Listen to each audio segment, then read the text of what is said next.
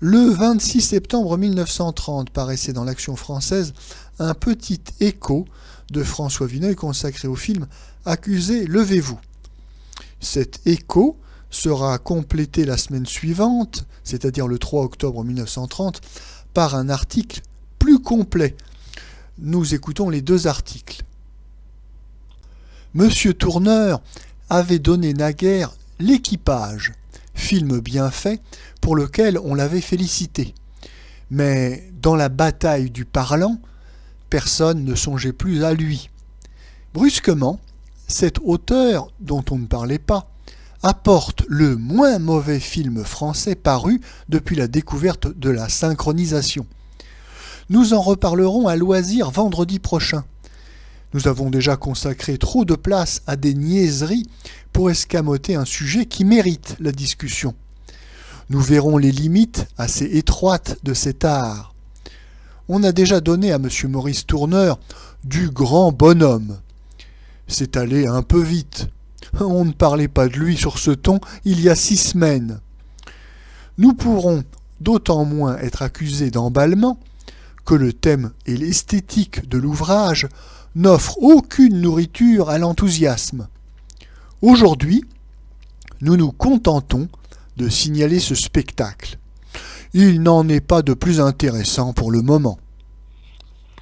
Nous passons maintenant au second article. Ce film a été très diversement accueilli. Dans les journaux corporatifs, voués à une écœurante publicité, on le confond avec la tourbe des nouveautés. On se garde même bien de lui faire le sort éclatant réservé aux vagabonds rois ou à Tarakanova.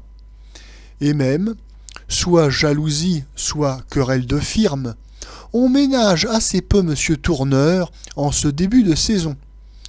De l'autre côté de la barricade, dans les revues spécialisées et relativement libres, l'amour désordonné du cinéma le transforme en grand personnage.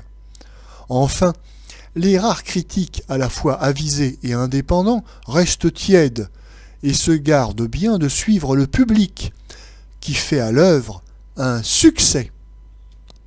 Nous comprenons à merveille cette attitude du spectateur devant un travail intelligent. Enfin du cinéma, et parler, et français, on n'osait plus s'y attendre. Il ne resterait plus qu'à lui prouver que ce n'est pas du cinéma. On l'a fait déjà, et même avec excès, nous semble-t-il. Sans doute, le film reste visuellement statique, et l'équilibre n'est pas trouvé entre la parole et le geste, malgré de longues tirades mises là pour le rythme, et qui alourdissent simplement les derniers épisodes. Cependant, l'effort de M. Tourneur pour animer ces tableaux compte et portera ses fruits. Si on le dédaigne, c'est sans doute parce qu'il s'exerce sur un des thèmes les plus justement décriés du cinéma parlant. Un drame de cour d'assises, avec menace d'erreur judiciaire. Mais nous féliciterions plutôt M. Tourneur d'avoir rendu aussi peu sensible son sujet.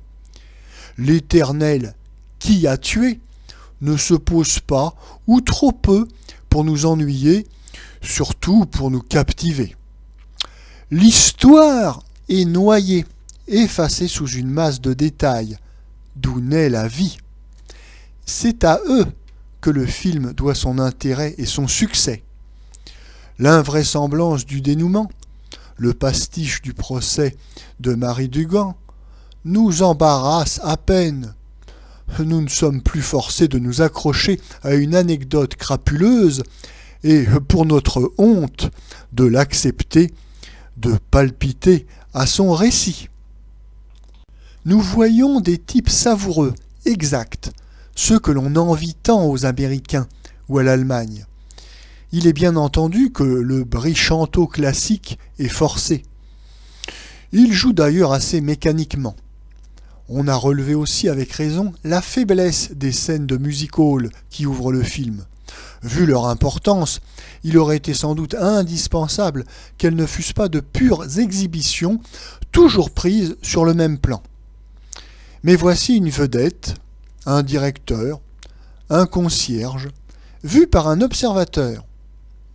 Nous ne parlons pas de Gaby Morley, qui est la vérité même, ni de Charles Vanel, parfait cette fois dans une composition de gueux très haute en relief. Mais il faut que M. Tourneur ne soit pas le dernier venu et possède quelque autorité pour avoir pu tirer quelque accent humain d'un fantoche comme André Rohan.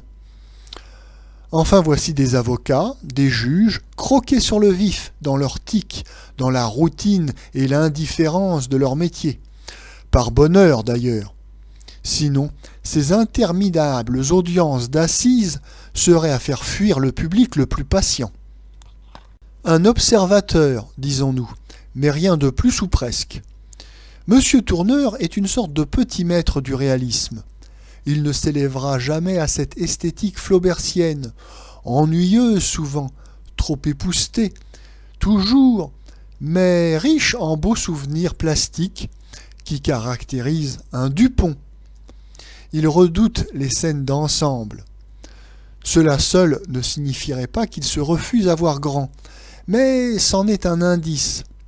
S'il lui arrive de composer une photographie vraiment émouvante, ce n'est point qu'il ait un sens personnel du groupement et du clair-obscur, mais parce qu'il a trouvé quelques détails terre-à-terre pour rapprocher de nous l'angoisse, la joie de l'héroïne. Telle cette très belle scène des assises où Gaby Morley, debout et accablée, attend le verdict entre deux gardes assis à califourchon, leur képi sur le banc, un petit roman au doigt, une pipe à la bouche. Les bornes même de son art ont permis à M. Tourneur de réaliser plus vite et plus complètement qu'un autre. Si l'on veut additionner toutes les qualités du film, le sien est le meilleur en France depuis 2 ans. Mais nous songeons à un essai de René Clair, gâté par un mauvais canevas, dont la vulgarité nous avait étonnés jusqu'à nous rendre sans doute injustes. Sous les toits de Paris, on y sentait une autre main. Monsieur Tourneur a réussi une bonne illustration sur un thème déjà fatigué. Pourtant, il ne crée rien. Il se soumet au spectacle de l'univers. Il choisit peu.